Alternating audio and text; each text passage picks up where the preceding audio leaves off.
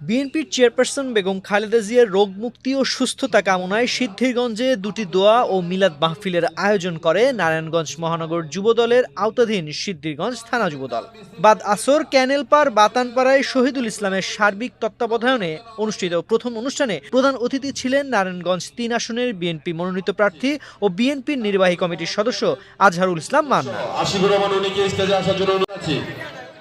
অনুষ্ঠানে শহীদ জিয়াউর রহমান, আরাফাত রহমান কোকর মাগফিরাত এবং বেগম খালেদা জিয়া ও তারেক রহমানের সুস্থতা কামনায় দোয়া করা হয়। পরে উপস্থিতদের মাঝে খাবার বিতরণ করা হয়।